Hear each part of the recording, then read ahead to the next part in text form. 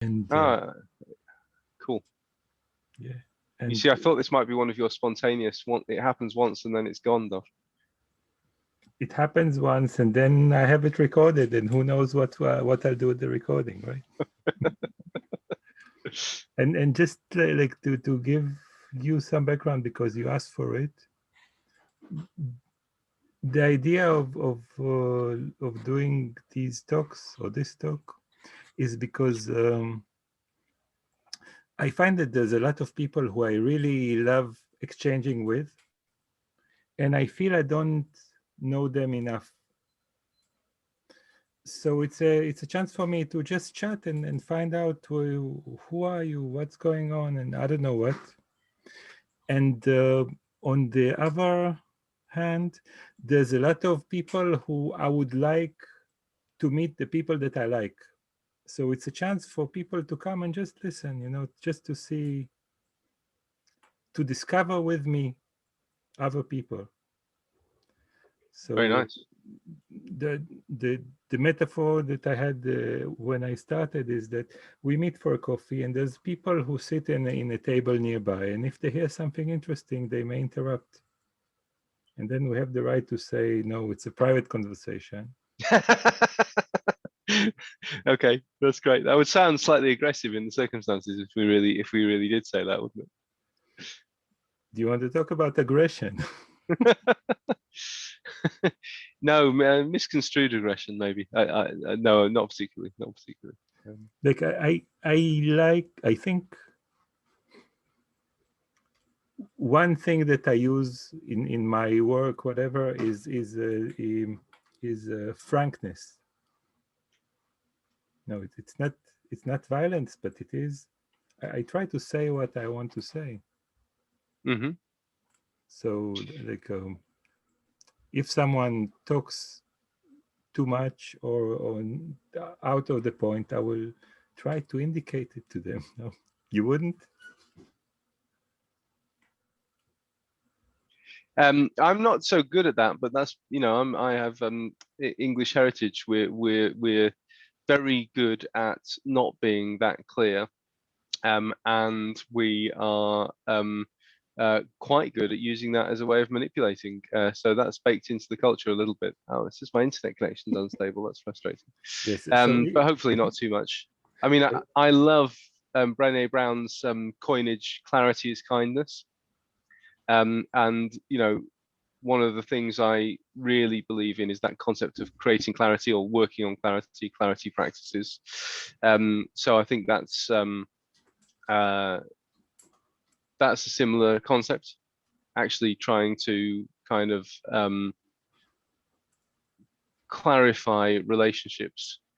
And of course, that runs into trouble because there's another concept called legibility, which we're taught. It comes from James Scott, Seeing Like a State, and this idea that the state, the centralizing view of the state, uh, seeks to create clarity, and in creating clarity, it destroys ecosystems. It destroys the things that can't be seen from the center, that can only be seen locally. It creates testing results that simplify and standardize children's you will have progress in to run all of education. this phrase by me at least twice again.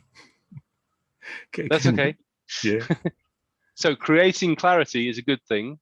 yeah. Forcing legibility, readability is a deeply risky thing. And of course, they overlap, if that makes sense. Yeah, and what is forcing? So legibility. So James C. Scott's book, Seeing Like a State, uses the example of a particular, I think medieval or post-medieval German state that wanted to extract the maximum taxation from the timber production and therefore maximize timber production. But the way that forests grow is messy and complex and difficult and hard to count and hard to see and enumerate. And therefore, they introduced this concept of the standard baum, the standardized tree and the standardized structure for growing trees. And there's a wonderful image in the book of the normal messy forest and the standardized forest. And the standardized forest is beautifully legible. You don't even have to count the trees, you just measure the space because the trees are evenly spaced and therefore predictable, and therefore you know how many trees are in any given amount of space. However, it turns out that growing trees in the standardized, legible to the center, normal bound way uh, destroys the richness of the ecosystem and undermines the stability of the forest, and therefore you get lesser yield and decline and unsustainability of your tree growing patch of land. So the desire for legibility, the need for things to be readable, to be seeable, particularly to the center, to the top of the hierarchy, is in itself potentially and likely destructive. And how does this apply for me telling someone to shut the fuck up? Well, to introduce a third concept, Yeah. and we may be able to link these together. There's a chap called John Raven who has this concept of the Thanatosian urge, and this comes from Freud. And I don't know if it's Greek god, must be Greek, sounds Greek. Greek god Thanatos, the god of death. His point is that every desire to control is an urge to death of the other, killing, or potentially death of oneself, because that's an ultimate form of control. And so telling somebody to shut the fuck up is an exercise of control, isn't it? I'm not sure. Look, the fact that I interrupted you now mid-sentence, is it an urge for control, or is it a flow of what's happening? It depends how you look at it, doesn't it? Yeah, Because that's the point. Every death is also an act of creation. And maybe a productive one, maybe not a productive one, but it is, in a sense, and that is why. So I just came off had a reading group yesterday. A group of us are reading meaningless.com by David Chapman, and it was the chapter on control. And I'm just really fascinated by this point that you can't have freedom and creativity without some kind of constraint, some kind of control, some kind of limitation. So you're interrupting me, controlled that bit of speech, but created a new possibility and a new branch, a thing that wouldn't have been there otherwise. So I think you can see it as one thing or the other. Or do you see what I mean? It depends what perspective you're looking from. And when I'm saying this, I'm nodding my head, and even this is, for me, it's not, even to tell someone to fucking shut up is it depends where it comes from. But yeah, if you say it from the perception of the universe, if you want, then it's the universe who tells them to shut up, and it manifests through your mouth. Okay, so it depends how wide do you try to see the picture from absolutely. where you're talking. Yeah, well, that's the point. It depends. Yeah, I agree with that. I agree.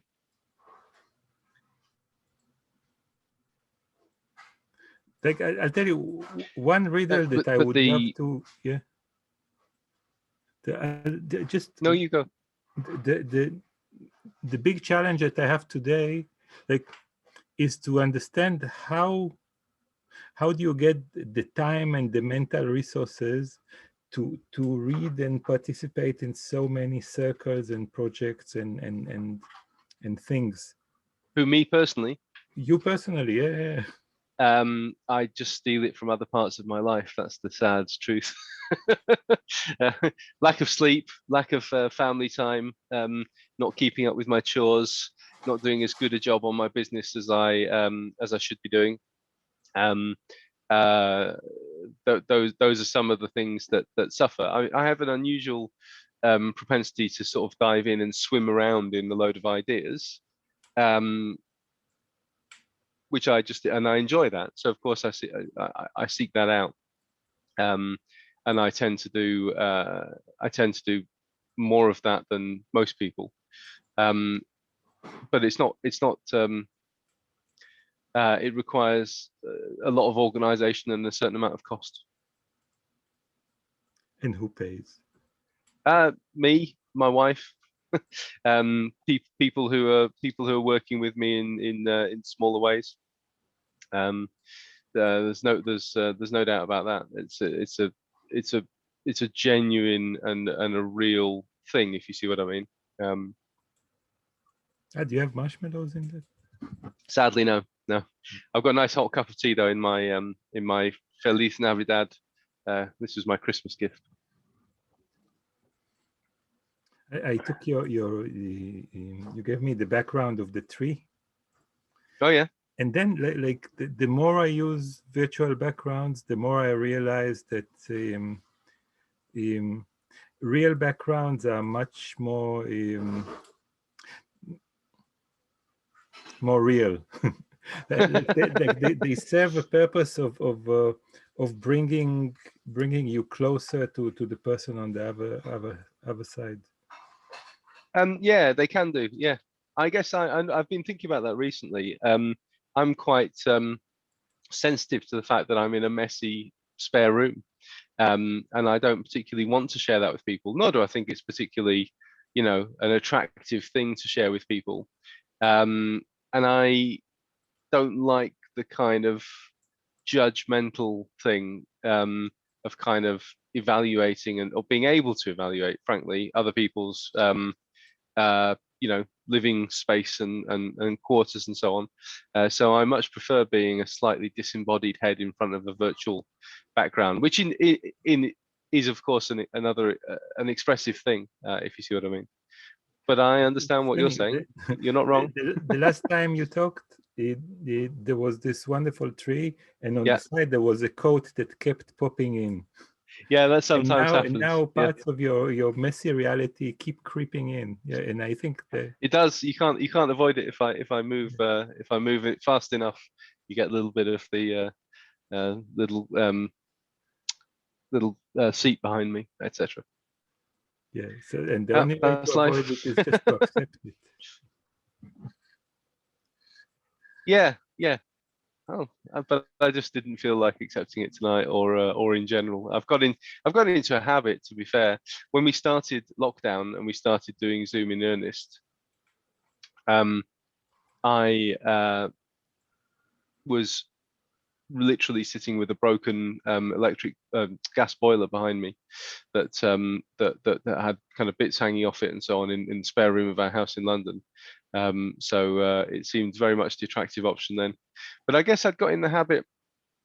I suppose one of the things is I'm often hosting. I run this thing called the Red Quadrant Tool Shed, where we have cohorts of people having these kind of conversations, but conversations about like organizational transformation, systems thinking, stuff like that. And I'm kind of the host, so I kind of like having the neutrality of a neutral background.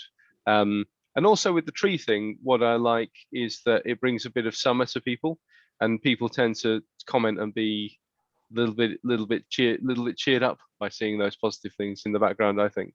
So, yeah, it's. I don't know whether I'll stick with it, but until it reflects of a dissatisfaction with my background, I would like to. And this is perhaps the ultimate cost of my uh, passion for systems thinking, etc. And doing so many of these conversations and groups and thinking things, is that I don't live in the house that I would like to live in.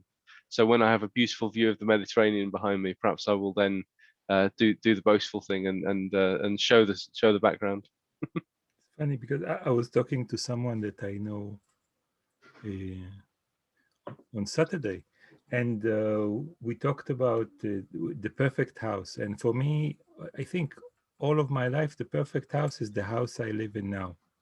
No, even if it's small, and even if it's noisy, and even if it's messy, just no, this is where I am. That's That nice. That's good for doesn't you. resonate. I wish I could say that was the case for me. I'm aware of a danger of that as well, because I could get into that space, I think. but then I wouldn't get somewhere, and I would disappoint the people around me who would like to live in a nicer place. Even now, you might hear my partner singing in the background. I don't know if you do or don't. And it's Not quite quite, no.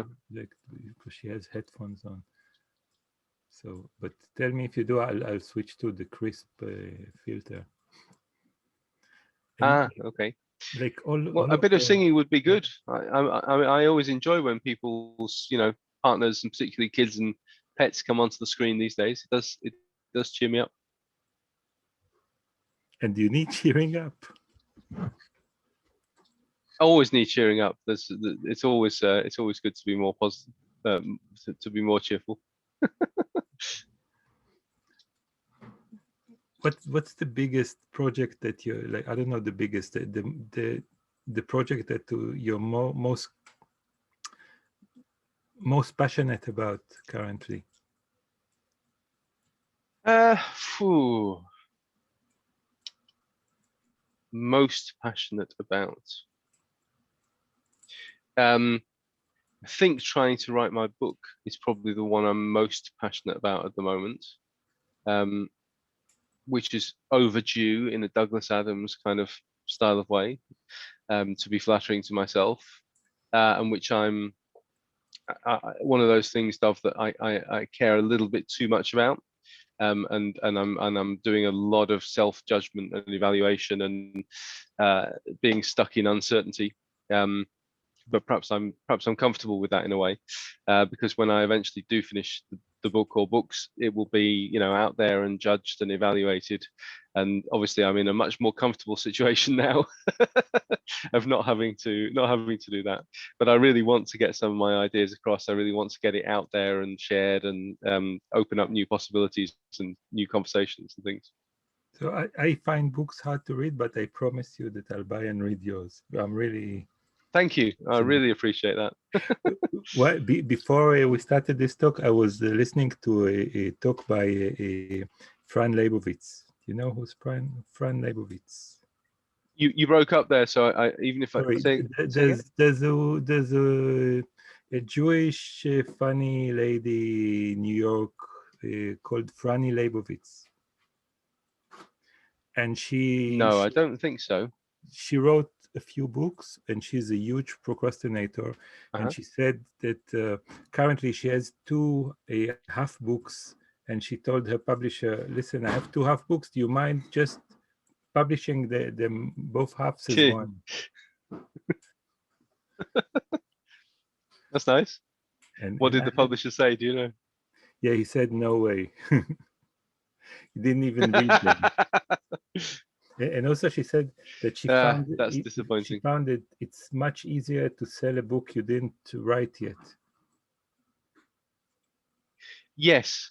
Well, I had this really interesting experience in the last couple of weeks. I run a consultancy in public services, and I'm always trying to sell either, ideas of transformation and systems thinking, better public services, or our projects, our services, our proposals. And there's another side project that I'm working on, let's say in stealth mode, as they say. So I can't talk about it, but it's something that's great, that will add value to the world, that's a good product that I really believe in, but it's not the thing that's in my heart. And it is so much easier to sell it to people. I can pitch happily, and I can come up there and I can, say, and then I can let it go, because I don't care anymore. And I don't care if something, I mean, obviously I care, but if we lose it and somebody who I know is going to do a worse job, sells a similar product to the same people I'm pitching, it's like I can move on. It's fine. But with my stuff that I really care about, my work, um, I spend far too long really worrying about getting people to do the right thing, being upset that people consistently buy the wrong thing, um, et cetera, et cetera, et cetera. So there's something about, if you care less, these things are so much easier. I think business would be a lot easier. So the way to go is just to learn how to care less about the things you care about. No doubt, no doubt, no doubt. Well, did you? I don't know what your educational experience was like, Dov, but um, I regularly had that experience of being. I was quite a I was a nerd. I was a teacher's pet. I was a tattletale. I was supercilious. Thought I was better than everybody else, and all of that was defensive routine, of course. But therefore, surprisingly, I wasn't super popular at school most of the time. Um, and I really kept myself to myself. I was kind of, you know, anyway, not the most popular kid in the class. And it was the last maybe 2 weeks, maybe 3 days of term when I felt comfortable about being judged, and I was able to kind of come out of my shell, not worry about things, just be myself and so on. That I always had the most fun, and the most potential, you know. And I used to, yeah. So that's definitely true, but that's a little bit like telling somebody um, uh, that depression. No, depression is a bit of a serious one, but telling somebody that being unhappy is all in their mind.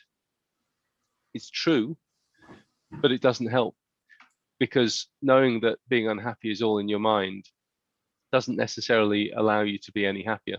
If that makes sense, because whatever's all in your mind is still there in your mind. um, so yeah, caring less would be okay, but the I care about caring more, and therefore I don't want to let that go because it seems to be important to me. That's the point, I guess. Yeah, like I'll tell you what when you say this, I think that it's really hard to tell someone to stop doing something, Uh-huh. and it's much easier to suggest that they replace this by something else, Uh-huh. that they do something, right?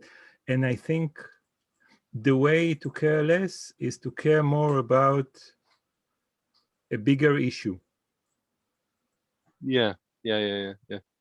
And Yeah, that's perhaps like if you instead of caring about your well-being, you start caring about your surroundings well-being, you it will be much easier for you, especially in our profession or whatever, enough domain of changing the environment, to change the environment. yeah, Because not only, absolutely. Well, just yeah, I said, go on, not only go on. you're less focused about yourself, but also you're more aligned with what's going on. So to change them, Um, say more. there's a saying, Say more about that. yeah, there's a saying, I think I told you this once, I repeat it a lot. It's much easier to ride the horse in the direction it's going, right? So, That's a good one. Yeah, yeah. and like the deeper level in this one is that if you try to ride the horse and you just pull him to the left, you will fall. But if you ride the horse in the direction it's going and you look at the left, you intend, you just look there, Mm, hmm you you turn as one over there unless the horse has a strong urge to go somewhere else. mm, mm. That makes perfect sense. Since we're in a therapeutic style conversation here almost. The other aspect of that though is the indulgence of caring, and I already hinted at it. And if you've ever looked at the immunity to change work, which is kind of brilliant work. Um, uh, the reason I'm not writing my book on one level is because I care and I don't want to be judged, and all the rest. And on another level, it's because, of course, it's easier to not write the book. There's definitely something to be gained always in the current state, if you see what I mean. So that's the other dynamic. You know, people who are riding the horse in the wrong direction are deeply committed and on some level are getting something out of struggling with the horse that keeps throwing them off, or whatever the current state is. Otherwise, they wouldn't do it, would they? I can tell you the story. Once I had a great idea, and I even started to do it, but I'm lazy, so I stopped. How to write a book. So Uh-huh, uh-huh. I had a vague, like, I don't know how to say it without sounding pompous, but like at one point I had an enlightening. Like I realized how the world works. You know, like, and what I found out is that when I explain it to people, I explain it differently. Depends depending on who I talk with, and every time I talk about it, I understand it more. Oh, nice. So what I thought is I will record these conversations, Yeah. and every, like, you will be able to watch the idea come from the kernel of it to an advanced state. Like you will be able to trace how the idea moves from chapter to chapter just by hearing different explanations to Mm, different mm. people. And I also have an audio book ready. No, I don't have to work on it. Just Great. and not only this, you know, different people have different mindsets. So you might not understand me when I talk to someone here, but you understand me in chapter 3 when I talk to someone whose mindset is in tune with yours.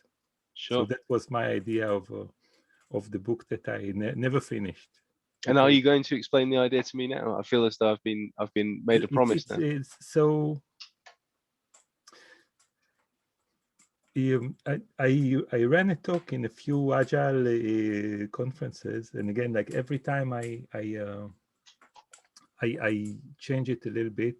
That starts from exploring the split brain patients. You know, the split brain Hmm. patients, right? I've heard the concept. People So whose sides of so the brains can't talk to each other. yeah. So the people who have epilepsy, at some point they had the operation like this, and in something really strange started happening. And Mm, this thing is that a person with a split brain is in fact two people. mm.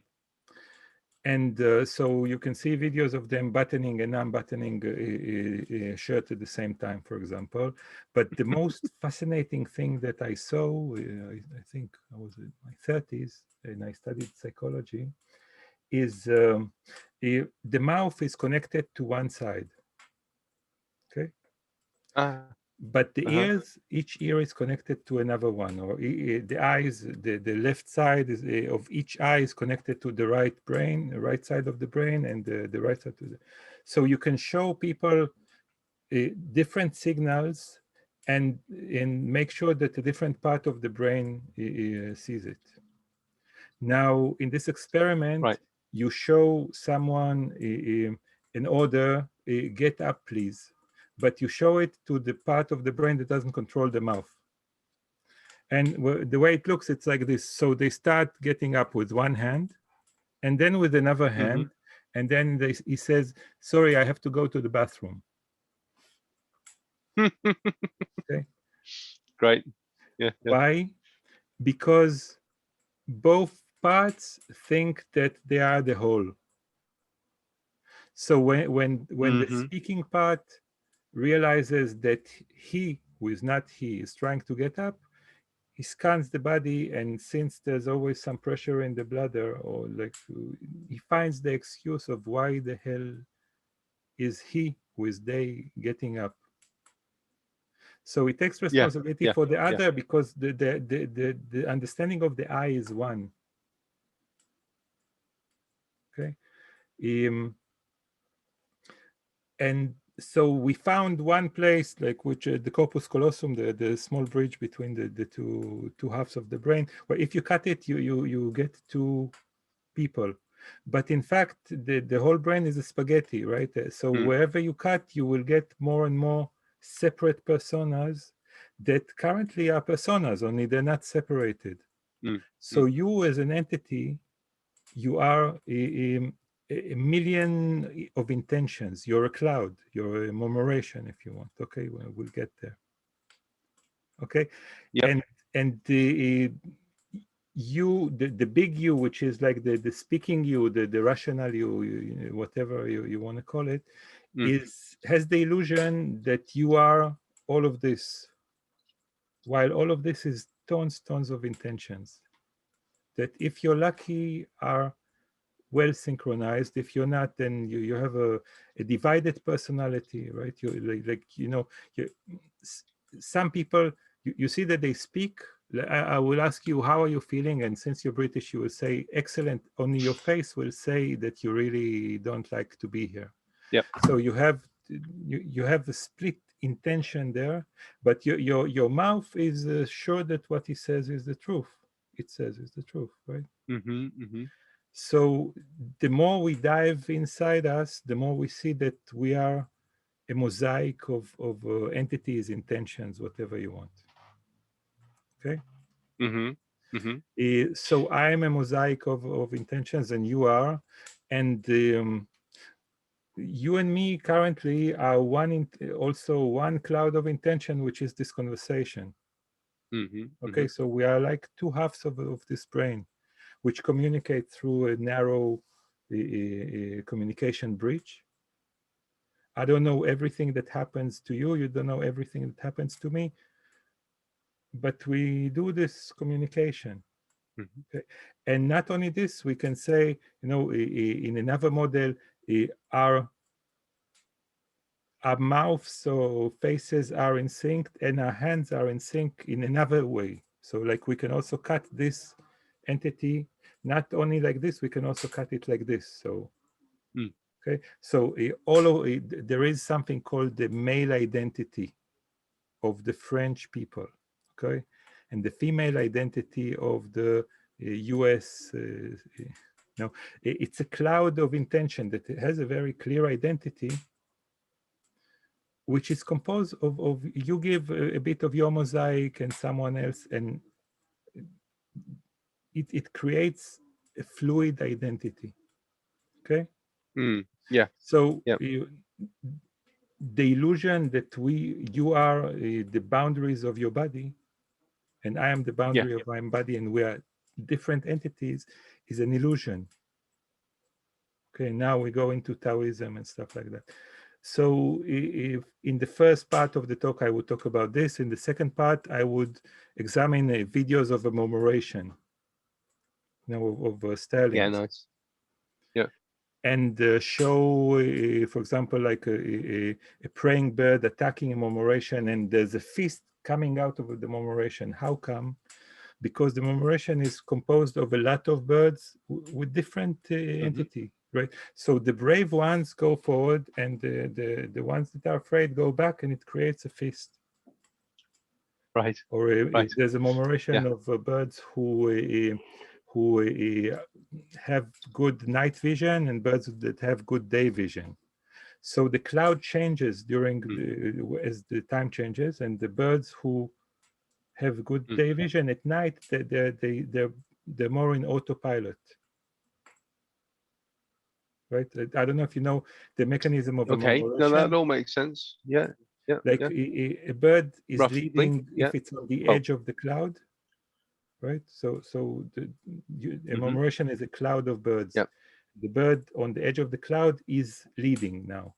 And the more you're inside, the more you're following just the distance between you and the other birds, not to bump into them. And if a bird Yeah. is too tired to lead, it steps in, and now another bird says what's going on, and now it leads. So it's emerging leadership, if you want, really emerging leadership. Sure. And the Sure. Yeah. cloud Yeah. changes surface as the conditions change. If a bird attacks the cloud, all the birds who are scared go inside. So now the cloud is led by the brave ones. Mm. Mm. Okay, so this understanding of one, we are many, each one of us is many, and two, all of us is one, is basically like it's the start of the And what idea. does that? What does that give you? I see that. Uh, I personally sort of feel that's true. Um, so particularly at the individual level. Mhm. there's a risk, of course, that that's a self-fulfilling prophecy that may not be healthy, may not be productive, may not be good for everybody. That dissolution of self, because of course the opposite self-fulfilling prophecy is true. Even though you're made up of conflicting emotions and feelings and thoughts and perceptions, to call somebody to be a whole, to be a unity, to be an entity, is in itself is another self-fulfilling prophecy that's also got some truth to it, hasn't it? I So didn't say that you're why not a whole. no?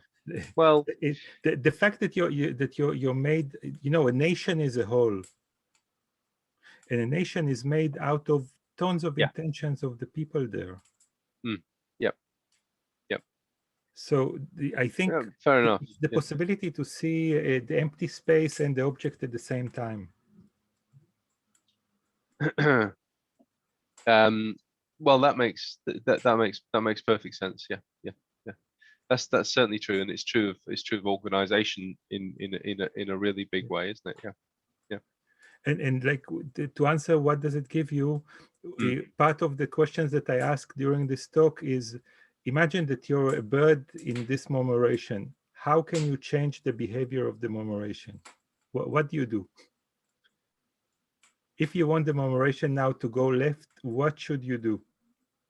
If you're a bird in a murmuration, that's just an invalid question, isn't it?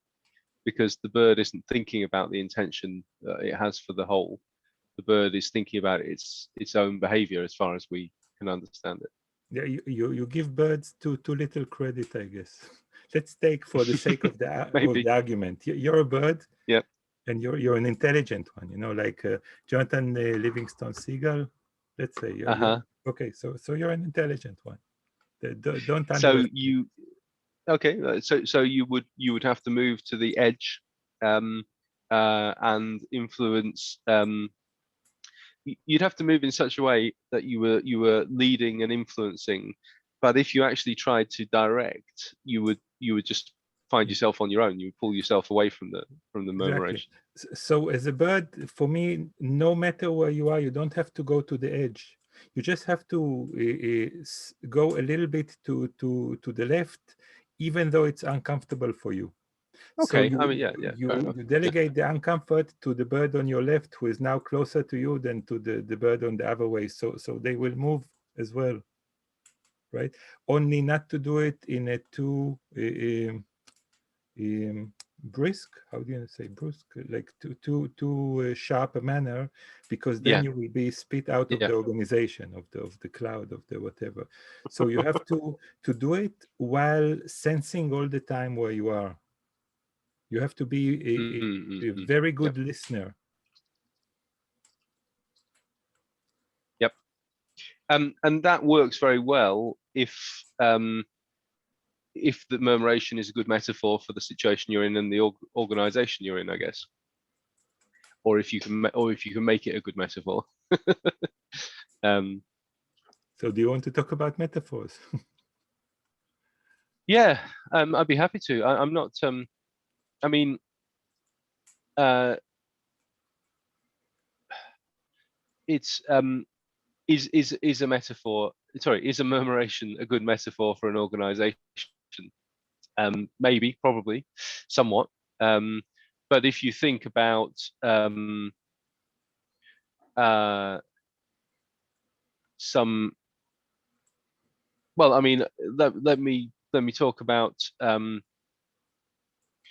the board game and book that Practical Consulting and Patrick Horstadt and Lucy Lowe have a book about strategy, and there's a board game, a modeling game, which is all about modeling um, structural coupling, the mutually shaping relationship between an organization and its environment. Because of course, the other bit of the, you can't, the metaphor of a murmuration is not complete without predators and prey, because the murmuration takes place in a landscape, in a context, in a tradition, in a long evolutionary history where it probably gives some protection against predators and is probably part of a behavior. No, I don't think anybody really understands it, but is probably part of behavior around optimal feeding, and a balance of those two things, right?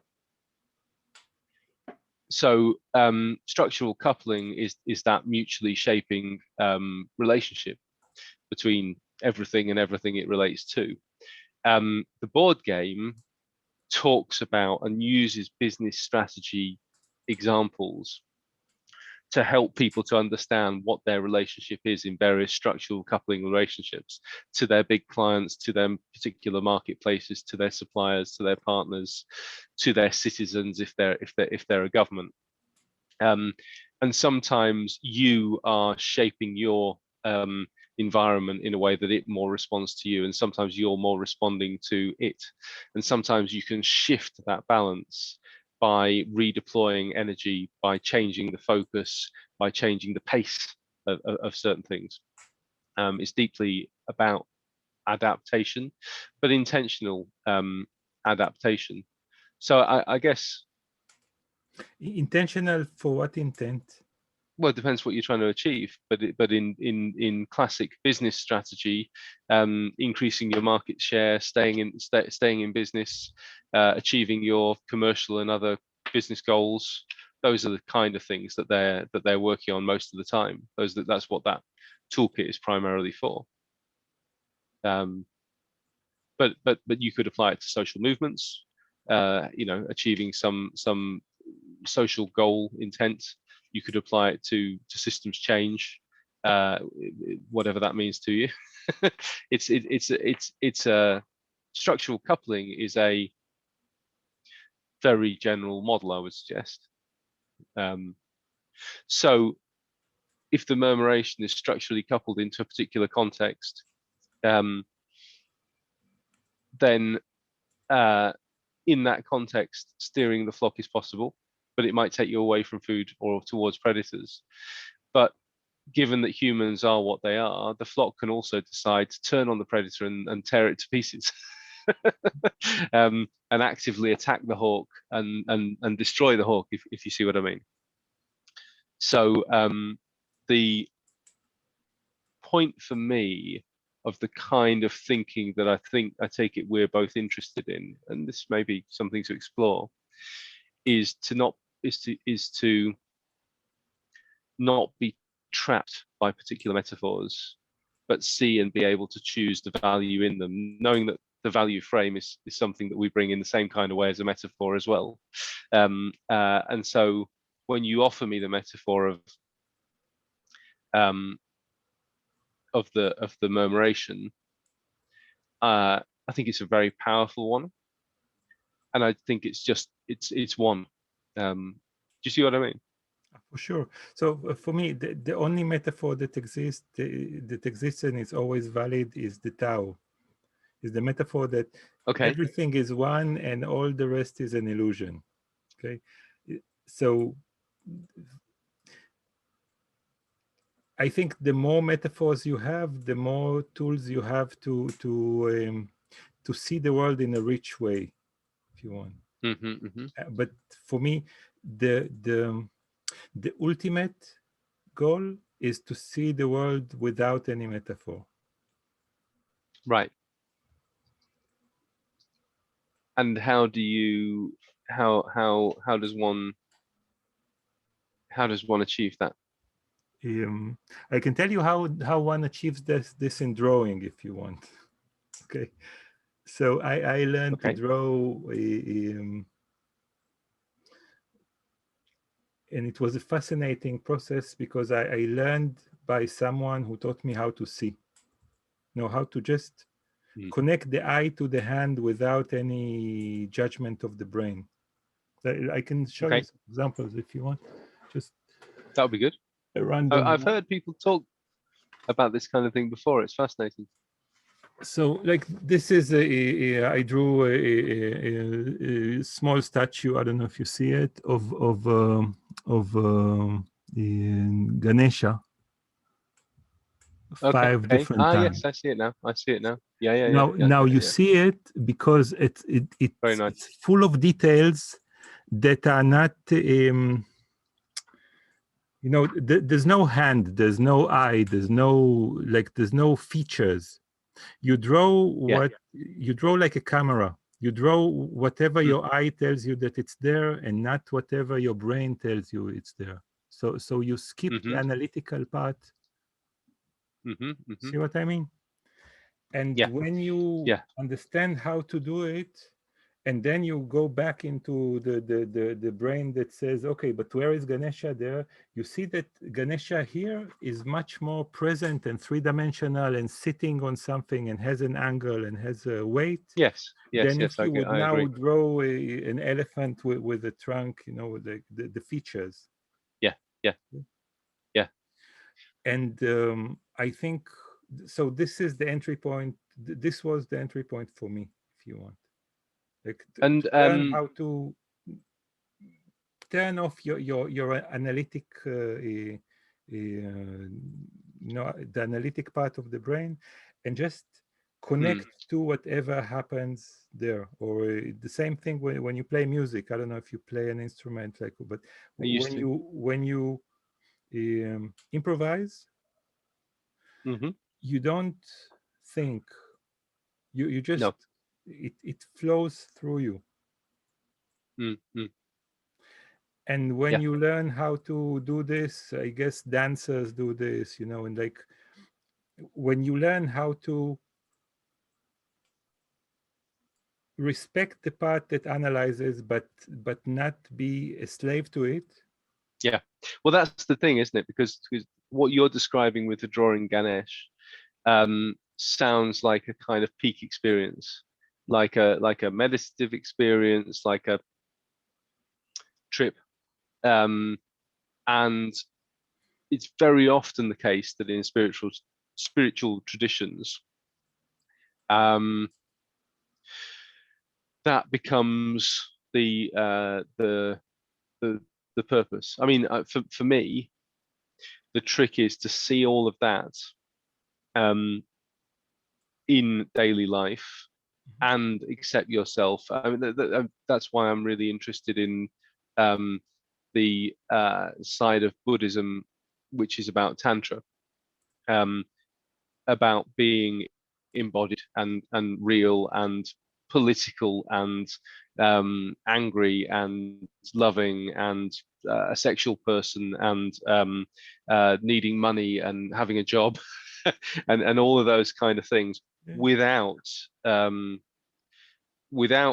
being uh, floating in nothing uh, and without adding extra layers that we kind of feel that we need to bring extra color to the universe, and we just feel the emotions you actually feel. Don't feel obligated to feel emotions, for example.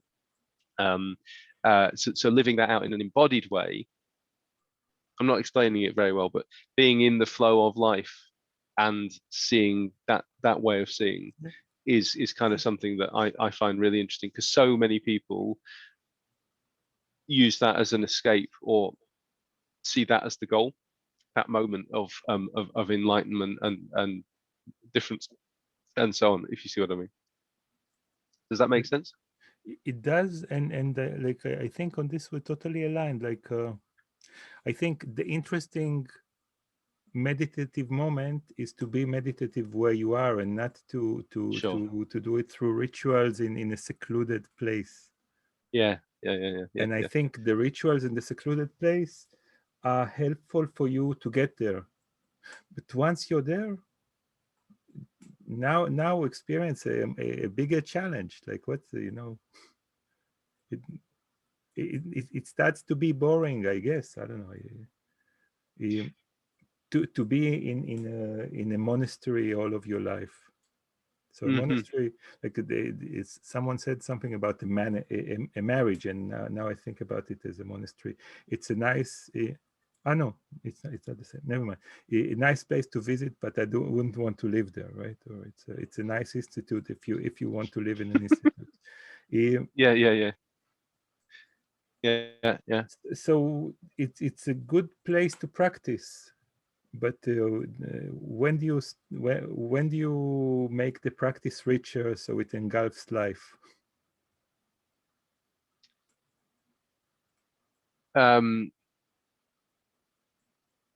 Yeah, exactly. I'm stuck on the word engulfs. Yeah. It's interesting what the word engulfs means, I guess. I have a question for you. How close are you to Buddhist ideas? Um, I've had some experience of them. I've had some experience of I'm very much the um, Oprah period. What was that expression? The spiritual buffet. I've had experience of various different ideas at a buffet level rather than deep involvement. So, but I listen to a lot of Buddhist podcasts at the moment, and I have some experience in my past. Why do you ask?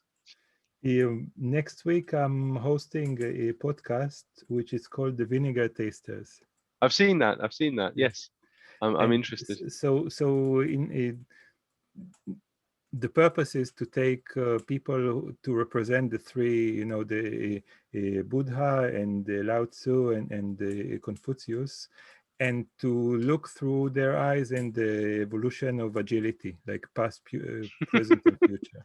Brilliant, brilliant, brilliant. I'll And try and tune in only for that. the Buddhist that I know, who is a good friend of mine, doesn't Hmm. feel like, I talked to him, and he doesn't feel like, he was a Buddhist monk for years, and he doesn't feel comfortable representing the Buddhist viewpoint. He says, "I have my own." Oh, I don't think I would be a Okay, good enough all example right. to So he's represent that stuck with myself, it. I'm afraid. Okay, okay. Uh, yeah.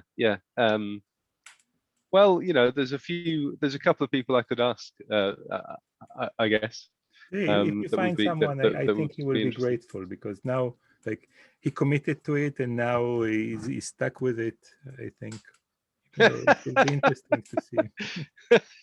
It's a big ask of anybody to represent Yeah, but it's the all most playful, enlightened being in there. It's not. It, Right. the idea is that really, uh,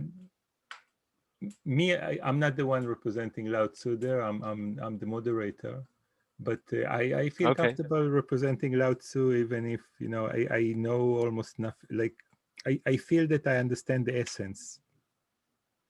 Okay. That's nice. That's So nice. you don't have to be a graduate of the Buddhist university if something like that exists. Nevertheless, I honestly will decline that offer because Yeah, it yeah, wouldn't be no, honest for me okay. to try I to didn't even for offer me it. to try Okay. to represent. Um, okay, that's clarity. So like we spoke for an hour, and Did the we? people around, yeah, the people Wow. around the campfire just listened. So did you want to join in? Let me absent myself for 2 minutes. I will be back in a second. Okay. And I'm curious if you can open your microphones. What did you hear? What makes you curious? It's all interesting. It's to hear you guys jump around. And I love Dove. Like sometimes when you're talking, I'm like, what was he smoking earlier? Because you go off. Not, yeah. Where's he Not going with this? but it's always interesting where you come out the other side. Yeah. Two things for me, like kind of like got my attention a bit more when talking about the forest and how it grows, and if you start to meddle too much with it, you lose it, or you may lose it. Because I'm just taking a course now on earth systems and climate and change now, and our exercise was related to forests, so that was one. And the other one was about the metaphors, again related to this course. Like, how do you explain climate with a metaphor without losing the nuances? Like, you can talk about it in so many different ways, and they all give a different kind of understanding. Oh, so you see that your first answer popped up. There's the illegible and legible scientific forest from seeing like a state. Somebody, one of my colleagues in, gosh, I should remember who it is. One of my colleagues in public service transformation and this kind of space has recently blogged about it. Oh, this is from Venkatesh Rao's blog, but oh, I'm going to kill myself and kick myself for not remembering. But anyway, somebody who I respect recently resuscitated that idea and that focus. And like when you spoke about the forest, for me, it's totally legitimate to do this. Only don't call it a forest. Okay, so like if you grow trees for the sake of growing wood, you can call it a wood farm. So right, why yeah. do you expect a forest that you cultivate like that to have all the insects that you probably don't want, and the mushrooms that you probably don't want, and all the Sure. animals that you probably don't want? No, when you put it through a lens like this, then it becomes something else. It does, but it may lose some of its vitality. That's the point. And although they didn't think they wanted the fungi and the insects and the undergrowth and the deer and the wolves, it turned out that they needed them. And it's worth saying, just the trigger point of the deep listening and deep seeing and the writing and the understanding of nature ought to take us to Goethe, who was the person who I have no real deep experience of, and I wish somebody here has, kind of really talked about that kind of approach in a lot of depth, I think. Meanwhile, while you're talking and you have you have a question to answer, I'm looking at what did the Book of Tao have to say about Oh, nice. forest.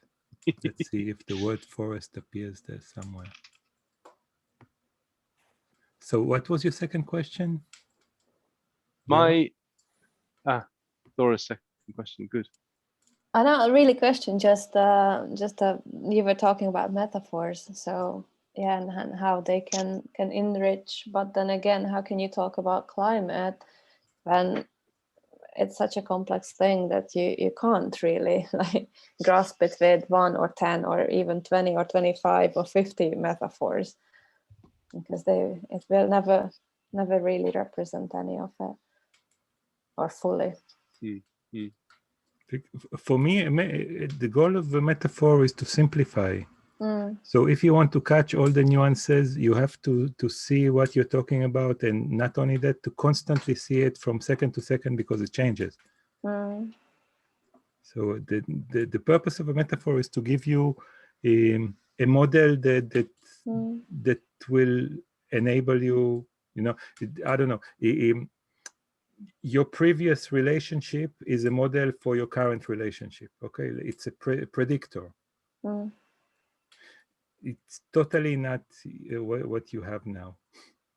Okay, I can tell you, I had 2 kids. After I had the first one, I was sure that in the second one, I know exactly what's coming. Totally wrong. Yeah. Well, metaphors trap. That's the point, isn't it? I think, as well as liberate, as well as illuminate, they hide, and that's nothing new to say. Any other questions by anyone? Yeah, I better jump in, hadn't I? If you want. I better say something. Look, this has been a lesson for me in shutting up and listening to intelligent people talk, and letting my mind do the calculations and the workarounds as to what you've said and whether I believe it or not, but still staying quiet to listen as to how you justify what you've said. I found it absolutely fascinating. So thank you very much for that. Of course, I'll take issue with some of the things you've said, but that's the whole point. I didn't today. And the only thought I had was that more or less for everything which you have given a definition for, there's normally another definition which will give you completely the opposite. So in the sense of the simple things like the many hands make light work, you know, and too many cooks spoil the broth. In life, you've always got these two. And in Taoism, you've got the yin and yang, which makes that whole point, really. I think it would be fascinating to actually look at Taoism and contrast it with Christianity, because in Taoism you've got this idea of the collectivism and do no harm to beasts, man, we're all the same, and one single entity. And in Christianity you've got the idea that, well, actually no, you're not. You're all individual souls, and each one of you, every one of you, has the possibility to be saved, and yet collectively you need to love one another. You need to work together. You need to be at peace, because that's the only way that you thrive. So I'm going to leave it at that, because just as I say, it would start a whole new discussion. So I must say, I'm not that evolved, because when whatever you said about Christianity, I feel how it triggers me in a really, really hard way.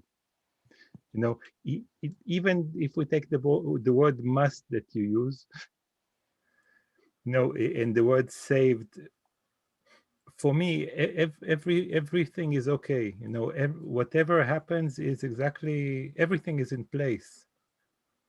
And like to hear that Christian, you know, a angular view, like with sharp corners, is really hard for me. You see that, Dove. So thank you for this experience. I'll just say one more thing, and then I'll leave you on, because otherwise it ramble. But you see, Dove, you equally have that hard edge, even to Taoism. And that is that you don't believe there's one single entity. You cannot believe there's one single deity that controls it all. And that's your belief. Yeah, so no, one, it's not a deity, it's an entity. So the world is one. Yeah. There's no, it's not a God. Exactly. You're not outside. Exactly, Dove. You cannot believe, therefore, that it could be, that there could be a supreme power. Your belief is that there isn't. Yeah. So therefore you have a sharp angular edge that anyone that thinks that there is wrong. No. Again, I don't know wrong. I don't own the right, but I know that it triggers me. So, and the only thing that I can tell you that is absolute truth is me. So what I can tell you is that it triggers me. Wrong or right, I have no clue. Okay, I can tell you how I see the world, but I can't tell you how the world is. And well, that's what we have in terms of belief. And everybody has their own personal beliefs about what is right, what is wrong, even though you might try to think you don't actually have that judgment call, you actually do. So I'm going to back out now because my dinner is waiting.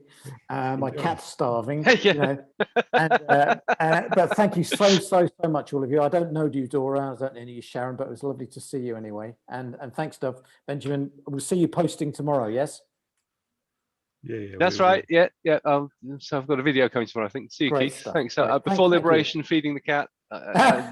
Before enlightenment, feeding the cat. After enlightenment, feeding the cat. That's the exactly. The cat's eye view of the world. I have to go. Take care. Bye-bye. So if you're curious, I found one poem which mentions woods and one that mentions the forest. So we can read them both if you want. Yeah, so this one is called Deprivation. Let's make it bigger. Yeah, why not? Let's use the whole screen. Deprivation. Mind functions to represent and nature to adapt. Forests are adaptations of seeds and seeds of dust. Deprivation drives adaptation. Contentment is born of struggle. Community of loneliness, rebellion of bondage, liberty of tyranny, victory of retreat, invention of scarcity, and fire in darkness. It's good. You see, we have the. So I don't know how much I connect. Very nice. Yeah. I like how he writes, really. Like I probably will have him at some point. But the one with the woods is a much more communicative one, and it's called mindset. And in fact, like this is when I talk about the relevance of this book to agility, this is the definition of agility in the book. So mindset. Agility is practical, not mystical. A way of working, not a state of grace. Listening as if crossing thin ice. Testing as if surrounded by danger. Learning as in a strange land. Simplifying as thawing snow. Integrating as the deep woods. Leading as the river valley. Innovating as the spring silt.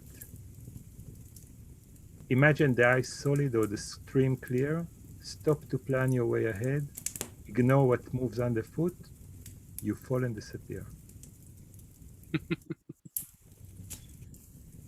Okay, so that's the. They're very good. They're very good. Yeah, he's really wonderful. So that's and what I like here is that like because we read it about the woods, integrating as the deep woods. When you're in a forest, it's an illusion to see a forest as a collection of woods because they're one ecosystem, right? They feed each other and they shade each other, and they have this is something I read recently, like they communicate with each other to warn about disease or termites or stuff like that. So a forest is not a collection of wood more than we are a collection of cells. And what you said before about murmuration, for me, it's not that relevant. What is the evolutionary part of murmuration, but that a murmuration is an entity that has a mind of its own, that is totally separate from the mind of the birds that composite it. And it can be, birds come and go just like cells come and go, but a murmuration might have a very ancient wisdom that none of the birds have. Absolutely, absolutely. But with intentional human interaction, it might have very ancient stupidity as well. That's the that's the really interesting thing about this, if you see what I mean. So, I don't know, like when I say wisdom, what is wisdom and stupidity, right? It's patterns of understanding, communication, behavior. It's a way of seeing, a way of being, a way of understanding the world. Yeah. So what makes it stupid? That it will lead to its destruction. That's what makes it stupid. I don't know. Well, I mean, we're always working within the metaphors here, but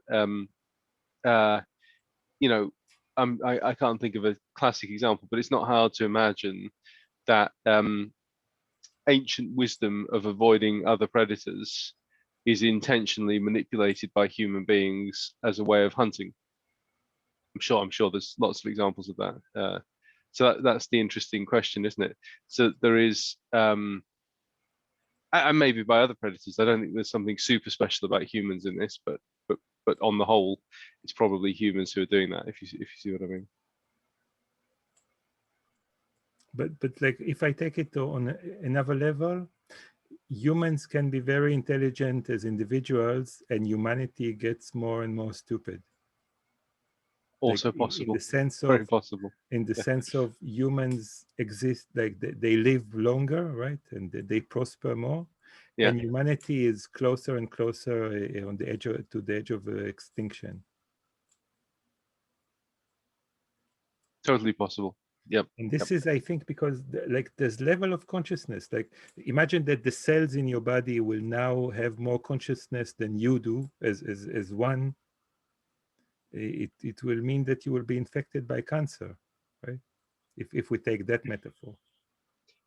Yes, if they start to be self-creating and have their own intentionality and their own focus in the wrong way, because of course the cells in my immune system are self-creating and intentional and have their own focus as well, don't they? It's and that's why I said not self-creating, but will have their own will and consciousness.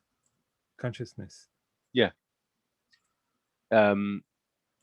Yes, Like but I would love, in fact, when I work with teams, I try to sell them this metaphor. I say, my role is to be the parent of the team, not the parent of the individuals. You're all intelligent and perhaps more than me. I don't know. It's great, but there is something sleeping here, which is the team, and my role is to make this team more conscious of itself.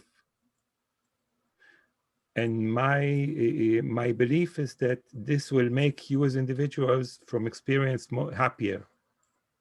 Okay? So you have the interest to be that, but each one of you has a part of you which is the me, and part of you which is part of a whole. And I would love you to slowly try to reduce the me and elevate the we, and see what happens. And how do you encourage that in practice? I'm guessing what happens is, by your experience, people get happier. But how do you encourage it to I happen? can tell you the exercise I did now, because I worked in Lego. I said, here's a list of all of you. Can you say about the other people in the team? If you were a Lego figurine, what figurine would you have been and why? Okay. And they receive 2 figurines, one of how they see themselves, and one is I choose from the list of the others, like something that the team finds finds as a representative for themselves. And you start to see that you are seen differently by different people in your group. Okay, so this is like step 1. There was another step which was, I wanted them to examine how they do stand-ups, how they do the ritual. So I can try to impose a lot of things. All I said is this: let's have half an hour. 1, can you write down on a post-it what does the stand-up serve for you? And now let's vote on it. Let's see what's the most important aspect. Now write down what are the parameters we can play with. We can make it shorter, longer, less frequent, only in Hungarian. We can change the structure, start with a joke, whatever. Write down everything in your mind, and again, let's vote on it. And when we saw what's most important for the team about the content and what they want to change as a component, now I start talking to the team. Like I say, you wanted this to be more like that. Now let's think together. And I start talking to the we and not the me. Nice. Okay. Or like there's a wonderful exercise that I learned in the I don't know how to do it now, but in the pre-COVID days, when you have a meeting with the team, you leave one chair empty and you ask everyone what was your highlight of the week, for example, or whatever question. Right. Then you say, and absolutely, what would this empty chair nice. which is the team say? Well, you just need a spare iPhone or something and dial in with the logo screen instead of the video, and and have that as the team.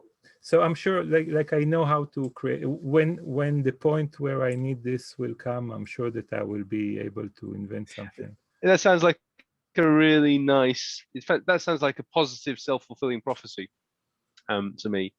That the team will have more consciousness, and you'll have more consciousness of it, and that will make you happier. That sounds like a great thing to offer people the possibility of, and it's really naming it into existence, isn't it? What I notice is that when people go into making an effort in that direction, they try and do the legibility thing. They do, we often, to be honest, we often use the team canvas. Or these kind of models, or people talk about their values and what do we value as a team, behaviors. Some of that's okay, but it's operating at a very a sort of pseudo-rational level of enumerating things and listing them and using words in that kind of way. It's not at a poetic level. It's not at a mythical level. It's not at a and I think it's ineffective. B, it's fraught with misunderstanding and incomprehension and conflict and power play. And C, thank goodness it's really ineffective. Because you go through this exercise and you say, this is what we all believe in and all that kind of stuff. And then everything carries on exactly as before, you know.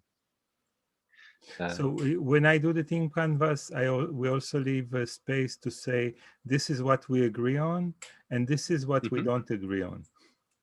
Nice. Like, there is space also for, like, I don't want to play by your rules. Okay, so as a team, we decide that we don't play by these rules. It's okay. Yeah. That sounds good. And always, like, there's these mechanisms of how strong does the voice have to be when you for you to decide that it's the voice of the team, right? If out of 100 people, 99 decided that yes, then is it a yes or a no? Like, how much do you respect the individuals in the name of the team? And it's a game. It's an adjustment, right? Because even like if you go to a voting system, not all votes should be equal, right? So people who understand more should get more weight, and people who are more passionate about it should get more weight. Only, as who's to say who understands more and who's passionate more? We say everyone is equal, but in fact, I would have loved people who understand politics more to have more weight in doing politics, as long as the will is good. And then who says it's good? You see, so like, yeah, that becomes, both of those things become conflicted, actually, don't they? And as soon as you generate any affordance for, you know, any capability that's intended to create some public good that has some power attached, it becomes a potential power, you know, site of a power struggle, and it becomes manipulatable, and that goes for all of those games. So things which are less at a conscious level have some power and some influence as well. But I think the way you're talking about it is not, you know, mythopoetic or pre-rational or anything. It's about relationship. You're talking about being in relationship with the team as an entity, you know, and that's really attractive and really interesting. That sounds great. And also, I must tell you that currently, I don't know what will happen, but I feel that where I work now in Lego, it's a very easy job, because the goal of this memoration called Lego is very clear. Like, you know, it's playfulness in kids using plastic bricks that they use to explore their imagination and build stuff. Right. Nice. So the most challenging thing usually for a team is to connect it to a goal. And here, if a team has an ambiguous goal, it can ask one level above it, and then one level above it, somewhere in the chain, they will connect to a goal that's totally aligned to other teams, because the whole memoration has one direction. Okay, nice. That's nice. Yeah. And this is something that I found is missing in a lot of, like, you know, the monsters that try to transform. The what's that tries to transform? The monsters, the banks and the public service and insurance companies and stuff like that. Well, maybe the metaphor of the memoration is not appropriate in those senses, in those contexts. Yeah, but it's not a matter here. It's not a matter of memoration. It's a matter of, if you want to wake an entity to be, right? What you want is agility. So you define some line around something, Mhm. It's a rough line, as we saw, like with the drawing, you know, but it defines some space, and you say this space, in order to be agile, it has to, like, how will we know that it's agile? Because it moves, it reacts to the needs faster or in an appropriate way. Yeah, But see, how? the word agile just seems completely weird and alien and inappropriate there. Yeah. You know, the word adaptive feels much more right to me in that sense. Do But you see what I adaptive mean? to what goal? Um, Like a bank is the to goal of whatever goal, yeah. of I mean, to whatever thing? goal, it's the same. It's the same problem with that word as well as Yeah. with agile, isn't it? Agile to what purpose? Yeah. It's the same. It's the same question, the same challenge. And I think if you can authentically convince any cloud like this of a high purpose that everyone can identify with, Mm, mm. you will have less of these inner conflicts and power struggles and Yeah, politics and all of that. absolutely, absolutely. Well, it reminds me. There's a guy called Alistair Mant who has this concept of oh boy. His point is that any leadership relationship that is based on one-to-one relationships is less purposeful, powerful, supportive than a relationship that's based on one-to-one relationships relating themselves to a third goal or entity. So his point is that you operate through, as I understand it, it's called try something, obviously, but I can't remember what. Unfortunately, it's annoying.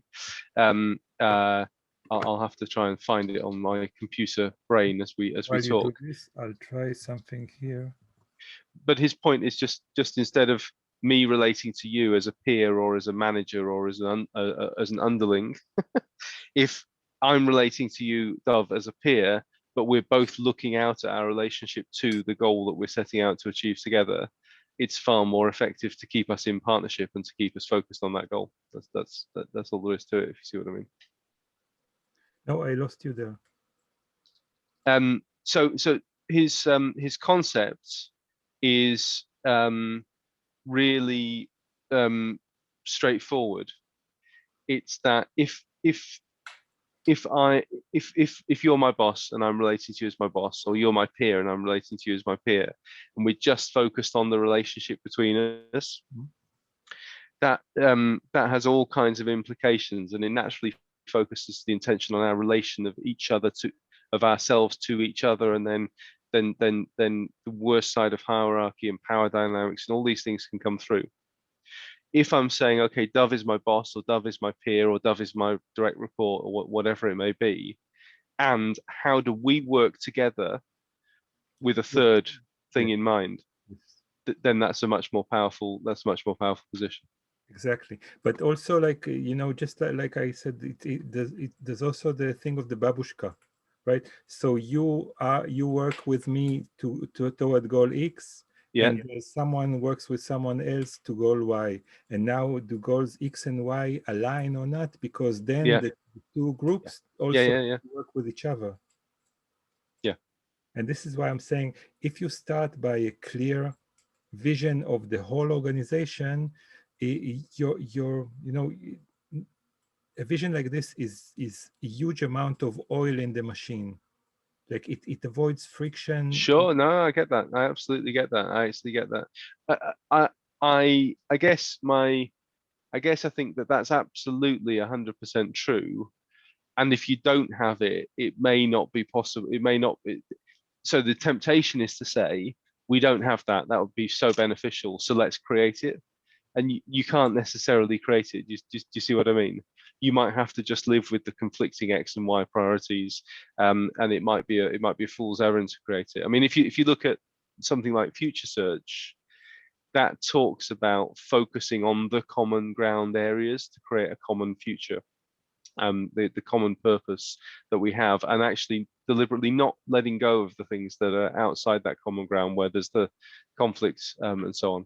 So I don't think it's you, Dove, but I'd love to hear from you, Dora. Just, I don't think it's you, Dove, but I think so many people hear what you have to say about that, and will then go, "We must have a single unitary purpose," and that might not be the right thing for them to do. Sorry, Dora.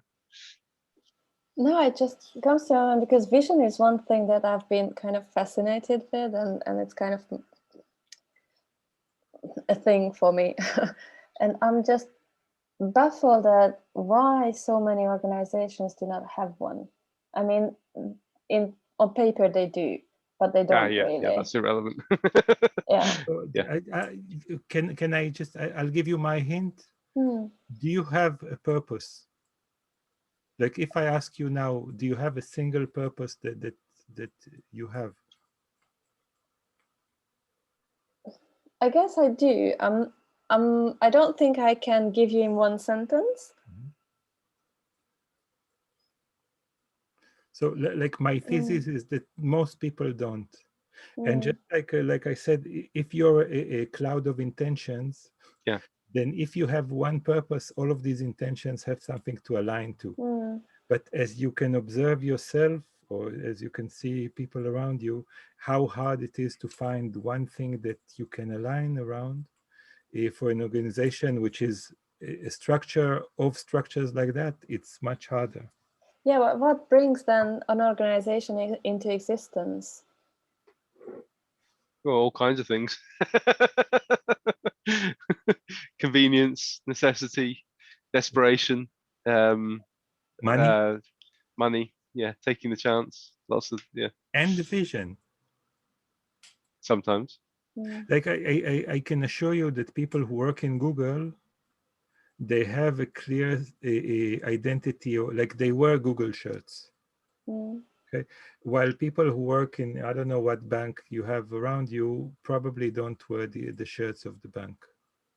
Okay, Google started from an idea that was, even if today it changed a million times, of an idea that was cool and simple and innovative. So I think for an organization that has no purpose, to find its purpose would be hard. But like if your organization is formed around an idea, then even if you're lost on the way, you always can get back to where you were born. Yeah. So even like public maybe. service, like Yeah, I mean, a big the office of energy, I don't know, like someone who treats energy or environment or health or whatever, as much as they stray from it, if someone strong comes to the leadership of this thing, they have a clear vision to unite all of this cloud that does public health around. I guess. Okay. So when it comes to those, like, mergers and acquisitions and all the rest of it, because that gives a very different kind of impetus to all of that. And a lot of time I saw that the more mergers there are, the more lost the people are. Like, and then how does competition or collaboration, whether looking at whoever else is on the field, looking at them as your competitor, rather than, okay, they know something, I know something, they know this little something better, I know this little something better. We seem to be aligned somewhat in our purpose and vision. Why don't we work together and build on each other's ideas and strength, instead of considering them as competitor and blocking all information and resource flows and energy flows and everything? it's a real question, or it's a rhetorical one? I don't know. I'm wondering how to possibly move from one to the other. Yeah. So I want to read to you something. Where is it? Yeah, mutual Yes. So there is a poem, and perhaps we'll finish today with this, or we'll see, because I have to go eat dinner. So Okay. there's mutual benefit, sorry. Where soldiers follow orders, the agile follow harmony. Where philosophers develop understanding, the agile develop awareness. Where princes control empires, the agile control desires. Where heroes defend their homeland, the agile survive their homeland. The agile cares less about profit, or the agile care less about profit than increasing mutual benefit. And I love, like, this is in fact what I was searching for. The investing in others and partaking with them. As nature flourishes where it doesn't struggle, the agile adapt without competing. So I don't know if it answers your question. It's not about what to do about if it's not this, then how to move to the other. I think for me, what I said is that the less you consider yourself and the more you look around, the more you can benefit by helping others benefit as well. Yeah, exactly. And even if you benefit less, it's you control your desire. You really have to win very big so that someone else loses. You win small so someone else wins small as well, and tomorrow you will cooperate. So that's the Very interesting. Very interesting. I think that's a nice point to end on. My dinner is also waiting. Okay. So thanks a lot for coming today. Before we leave, how would you summarize the talk we had today? All two of you, if you want, like in one sentence, or in one word, if you want. I suppose I have a lot to learn. A lot to learn. I keep my ears open and eyes. Sometimes my mouth too.